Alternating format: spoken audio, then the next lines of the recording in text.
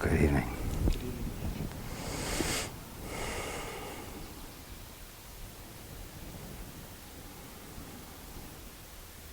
This is perfect. Just the right size.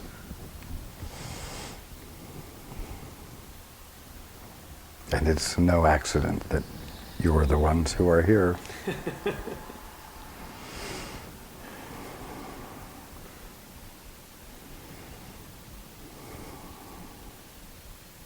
And I am including Paul and Sue in that. We will continue where we left off last week and read one paragraph and then pass it on. And if, as we're reading, something really sticks in your mind or sticks in your craw, don't hesitate to interrupt and ask about it.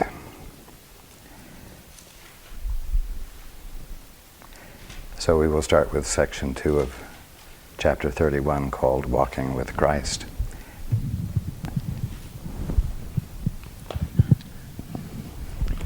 Walking with Christ.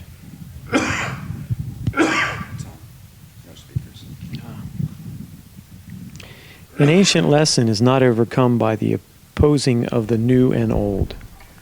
It is not vanquished that the truth be known, nor fought against to lose to truth's appeal. There is no battle that must be prepared, no time to be expended, no plans that need be laid for bringing in the new. There is an ancient battle being waged against the truth, but truth does not respond. Who could be hurt in such a war unless he hurts himself? He has no enemy in truth, and can he be assailed by dreams?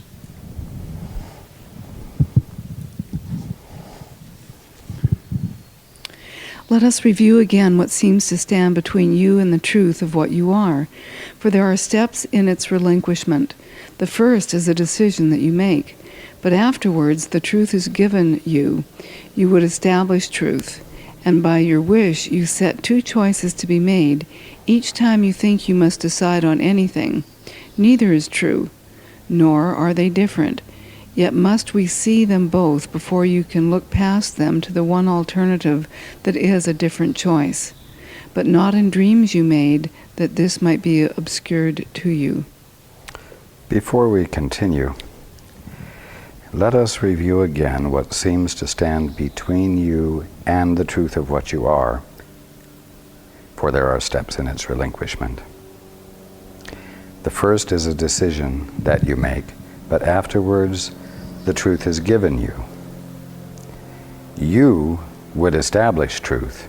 In other words, left to your own devices, you would establish truth. And by your wish, you set two choices to be made, by your wish to be able to establish truth.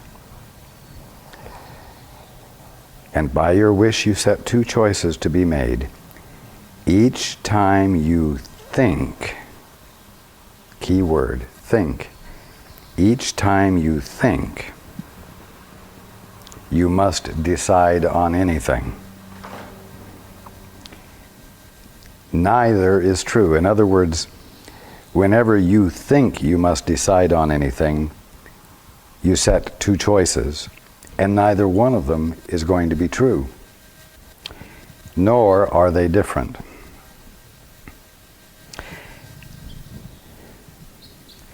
Whenever you decide what truth is, whenever you think for the purpose of deciding anything, you can always count on it that the purpose of the decision is to cover your ass.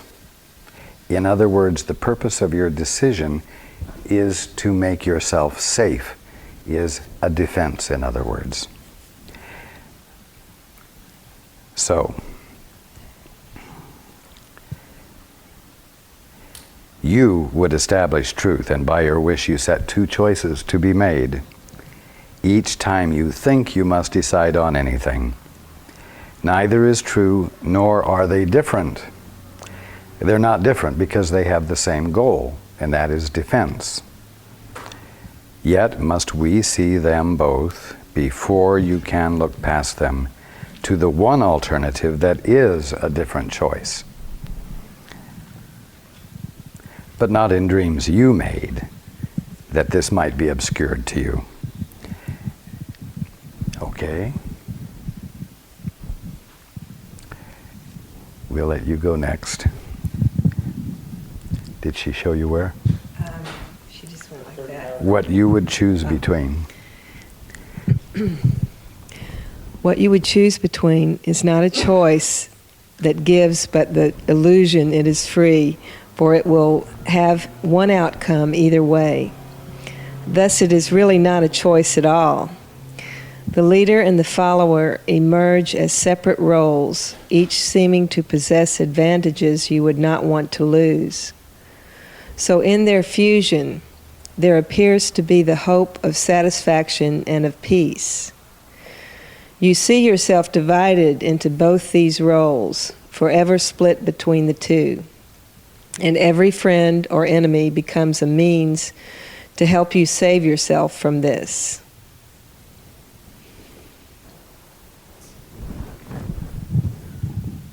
Perhaps you call it love. Perhaps you think it is murder justified at last. You hate the one you gave the leader's role when you would have it, and you hate as well his not assuming at times. You want to let the follower in you arise and give away the role of leadership. And this is what you made your brother for, and learned to think that this his purpose is. And learned to think that this his purpose is. Continue. Unless he serves it, he has not fulfilled the function that was given him by you. And thus he merits death, because he has no purpose and no usefulness to you.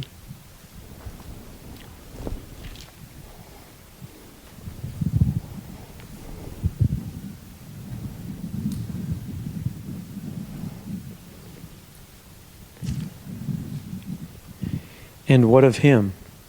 What does he want of you? And who is him? Your brother? Yes.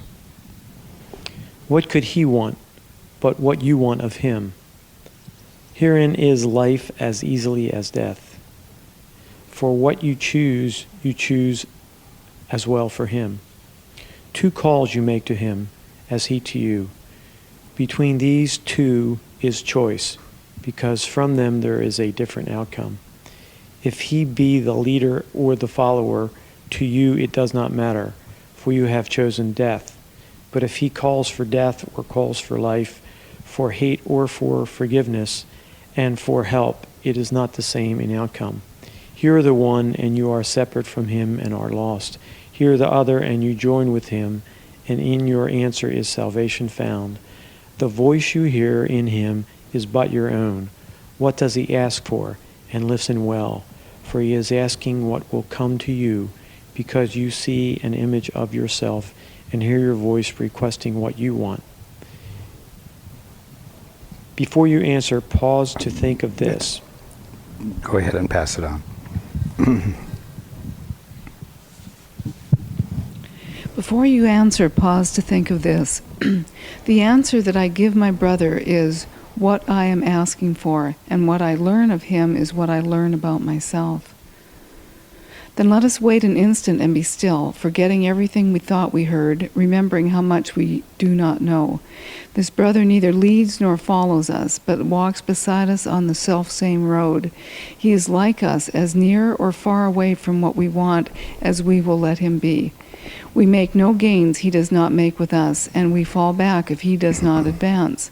Take not his hand in anger, but in love, for in his progress do you count your own, and we go separately along the way unless you keep him safely by your side. And we go separately along the way unless you keep him safely by your side. As we continue reading this, I want to emphasize again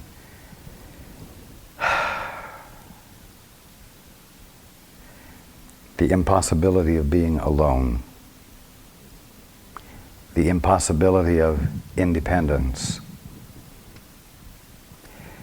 the impossibility of sovereignty in which no one else matters to you. This is impossible. And so as we're reading, I want you to read it with the awareness that you need your brother. You need your sister. You need companions.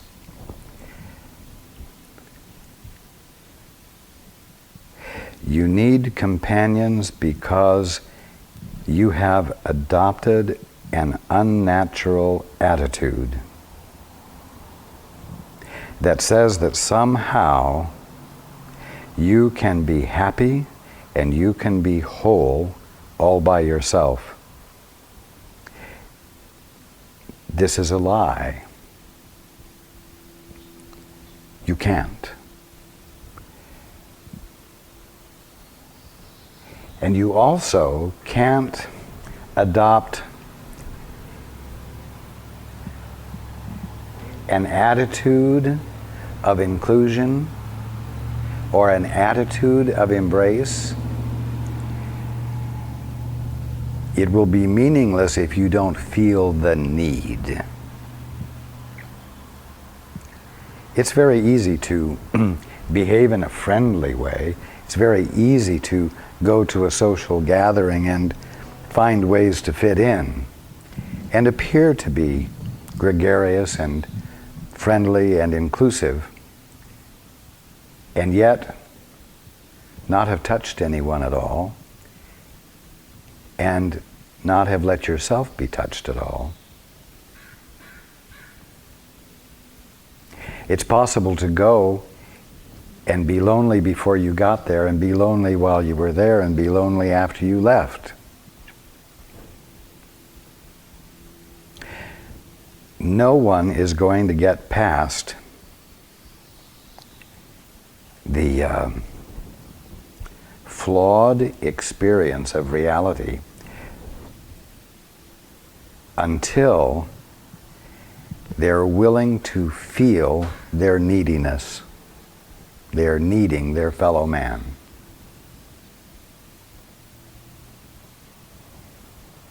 And until you feel the need, you won't know where the door is to open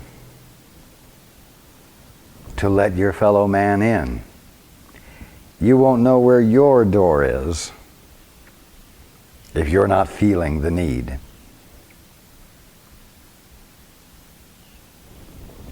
So, as we continue, Raj, keep this in mind. How is that connected to the idea of two choices, and if there's a decision to be made, there's two choices and neither one of them is right?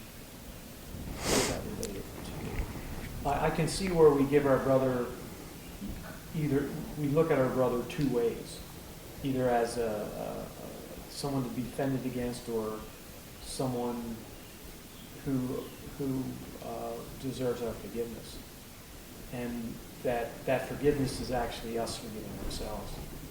But I'm not sure about the first part. The two ways, neither of which is true, are when you would use your fellow man for positive or negative reasons, when you would be friendly to make a gain, or when you are friendly because this one fits your concept of what a decent person is or what a lovable person is, when the fact is you haven't connected with who they really are at all. All you are doing is responding to those criteria that tell you in your concept of things that this is a worthwhile person to know or to get to know. On the other hand, if this person does not meet the criteria, in other words, she's not a blonde because you like brunettes, you automatically categorize her as one unworthy of your getting to know.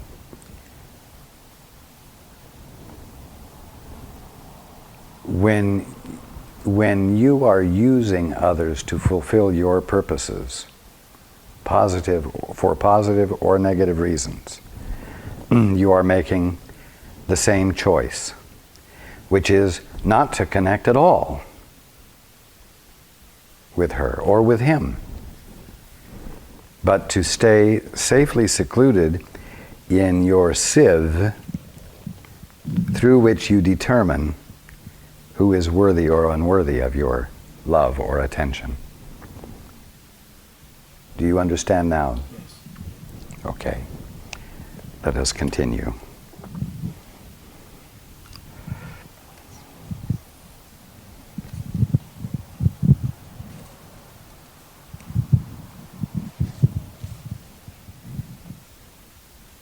Then let us wait an instant and be still, forgetting everything we thought we heard. Just a moment. Am I on the wrong page? Oh, sorry. Okay. Because he is your equal in God's love, you will be saved from all appearances and answer to the Christ who calls to you. You will be saved from all appearances. You will be saved from the appearances that you have been using as criteria. And when will we be saved? Very simply, when you recognize that he is your equal. Because he is your equal in God's love. Then there is no greater or lesser than he's your equal. Exactly. Desirable or not desirable. That is correct. Continue. Be still and listen. Think not ancient thoughts. Forget the dismal lessons that you learned about this Son of God who calls to you. Christ calls to all who, with equal tenderness, seeing no leaders and no followers, and hearing but one answer to them all. Because he hears one voice, he cannot hear a different answer from the one he gave when God appointed him his only Son.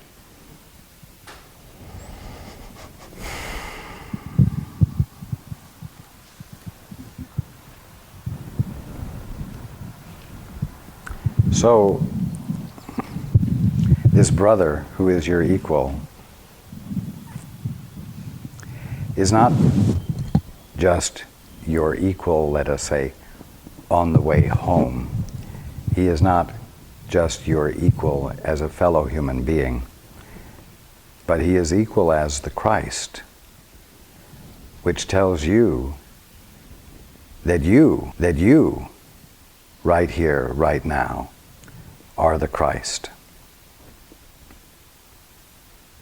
That you are the fullness of what the Father set into motion that looks like you, and you have been that from the beginning. And this could never be altered except in the imagination. And so when the Course asks you or suggests to you that when you look at your fellow man, you recognize the Christ, it isn't to say that one is ahead of you, that one is better than you. But it calls upon you to recognize that what you see about your brother is the truth about you, so that you might conceive of yourself more truly, and thus lift the potential for the relationship much higher than, as someone else has said, your poor thought models would allow.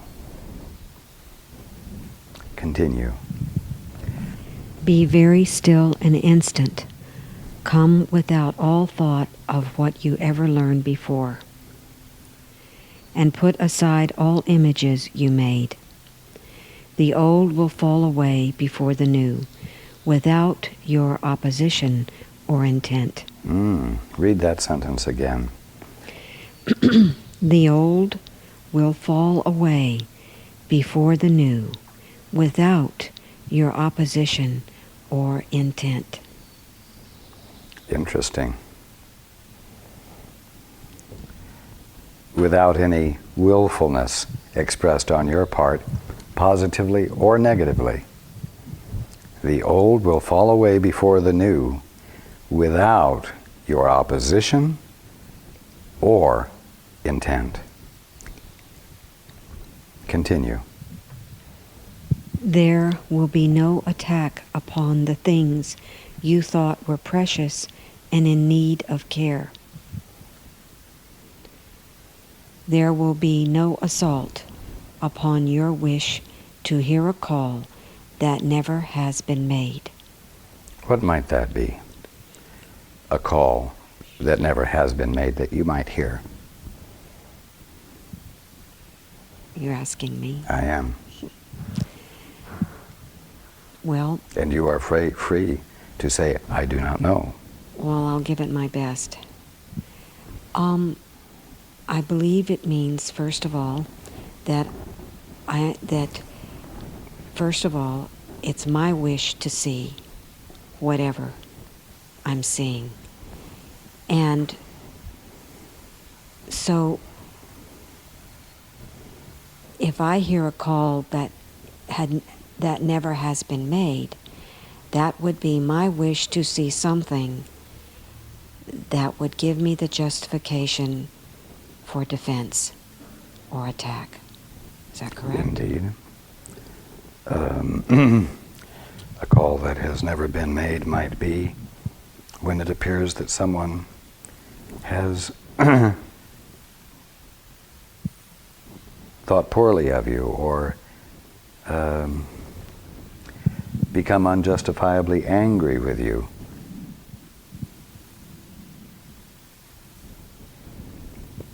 That colors your subsequent perceptions of them, so that when they are not saying anything derogatory, you tend to hear it derogatorily, because that is what you expect to hear. And by translation, you might say, that is what you wish to hear, because that is what you are convinced about them.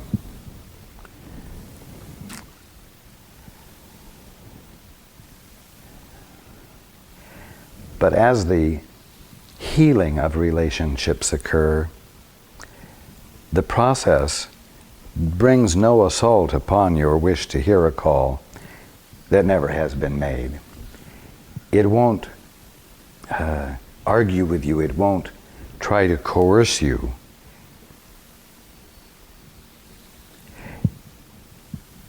It will melt you. It will melt your resistance. It will melt your commitment to the way you had been seeing things. But it won't argue with you. It won't fight with you about the way you had been seeing things and how wrong it was and how false it was. When there is the willingness to see the Christ in each other, because somewhere you have heard and then you have come to feel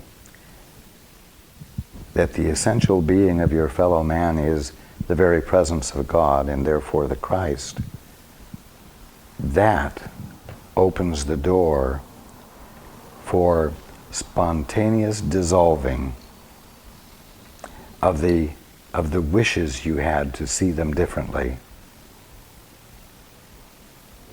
Sometimes you wish to see another untruly because they seem to have something you don't have and you're jealous. And so you get angry at them for your lack.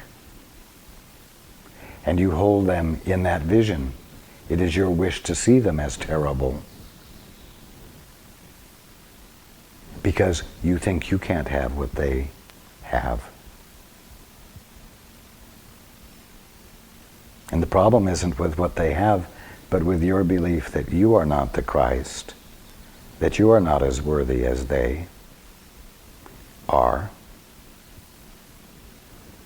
and that therefore God has shortchanged you. But rather than being mad at God, you get mad at them and hold it against them. I'm not singling you out, and I'm not illustrating an actual example that's true in your life.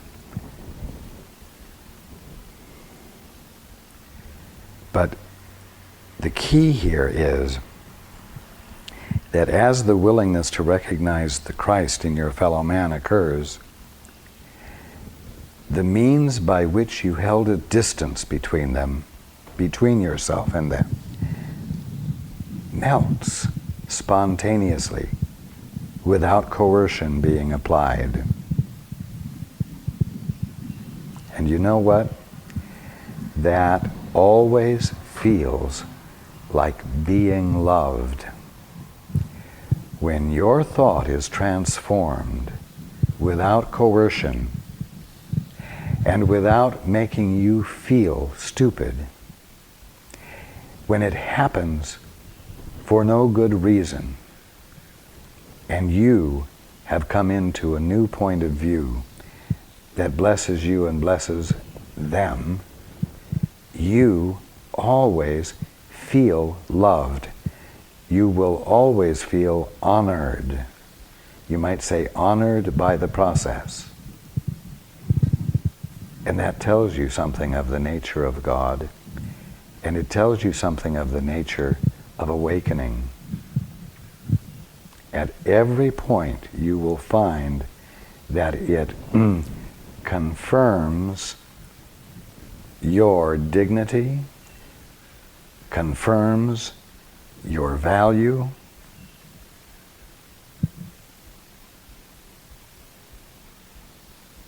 in a way that doesn't escape your attention. Continue.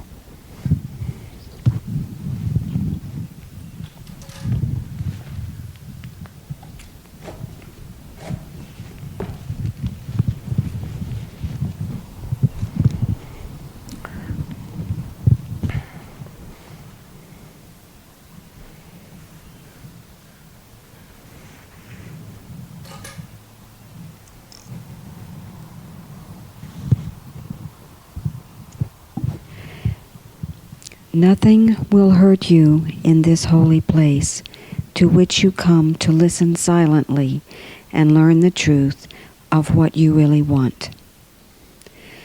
No more than this will you be asked to learn, but as you hear it, you will understand you need but come away without the thoughts you did not want and that were never true.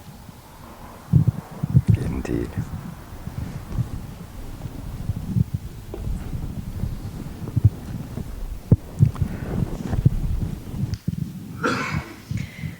Forgive your brother all appearances that are but ancient lessons you have taught yourself about the sinfulness in you. Hear but his call for mercy and release from all the fearful images he holds of what he is and of what you must be. He is afraid to walk with you and thinks perhaps a bit behind. A bit ahead would be a safer place for him to be. Can you make progress if you think the same, advancing only when he would step back, and falling back when he would go ahead? For so do you forget the journey's goal, which is but to decide to walk with him. So neither leads nor follows. Thus it is the way you go together, not alone. And in this choice is learning's outcome changed.